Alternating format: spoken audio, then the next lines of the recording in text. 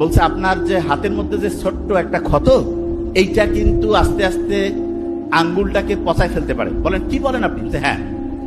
বলছে তাহলে বাঁচার বুদ্ধি কি, যে আপনার আঙ্গুলটা কেটে ফেলতে হবে। তার আঙ্গুলটা কেটে ফেললো। আঙ্গুল কেটে ফেলার পরে সে ব্যান্ডেজ ট্যান্ডেজ করে বাসায় আসছে, চিন্তা করতেছে কয়েকদিনের মধ্যে সুস্থ হয়ে যাব। 15 দিন 1 মাস পরে দেখা যায় তার হাতে আরো ব্যথা। আরো ডক্টরের কাছে গেল, ডক্টর পরীক্ষা নিরীক্ষা করে বলতেছে আপনার জন্য ভয়ের খবর আছে। কি কারণ? আপনার এখন আঙ্গুল না, কবজি পর্যন্ত কেটে ফেলতে হবে।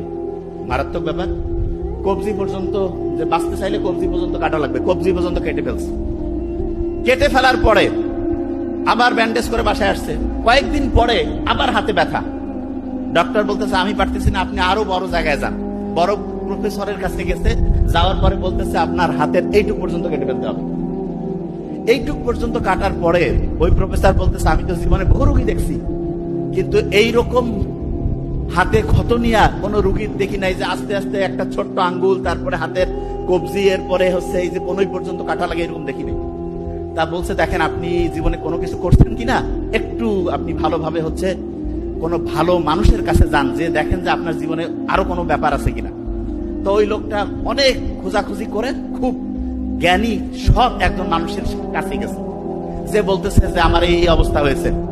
তা বলছে ওই লোকটা খুব আধ্যাত্মিক টাইপের মানুষ, তো উনি হচ্ছে চোখ বন্ধ করে কিছুক্ষণ কি ভাবনা চিন্তা করলো, তারপরে বলল যে তুমি কি তোমার এই হাত দিয়ে কাউকে কোনো কিছু ঠকিয়েছো, কারোর সাথে কি কোনো খারাপ কিছু করছো, অন্যায় করছো? বলছে যে কি করে। তারপরে সে কাঁদতে শুরু করছে। ওই তরুণ বালকটা সে তখন বলতেছে যে কয়েক মাস আগে সে রাস্তা দিয়ে যাচ্ছিল, তার সাথে তার আরো 2-1 বন্ধু ছিল। তাদেরকে সাথে নিয়ে সে একটা লোক সারাদিন একটা ইনকাম করে মাছ নিয়ে আসতেছিল। সে তাদেরকে ধমক দিয়ে বলছে ওই মাছ তুই নদীতে পাইছিস, নদী হচ্ছে আমাদের, আমরা ওইটার ইজারাদার। তাকে থাপ্পড় মেরে হাত দিয়ে তার যে পাত্র ছিল সেইখান থেকে মাছটা নিয়ে সে চলে আসছে। তখন বলছে যে তুমি যে অপরাধটা করছো সেটার জন্য যার সাথে এটা করছো তার কাছে যে মাপ চাও।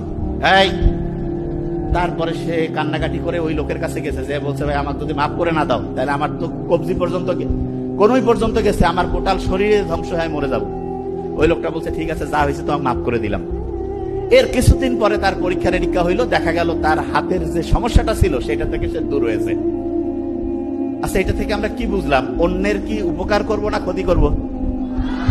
ক্ষতি করলে আস্তে আস্তে আঙ্গুল, তারপরে হাতের কবজি, তারপরে দেখা যেতে পারে কোন শরীরটাই শেষ হয়ে যেতে পারে না।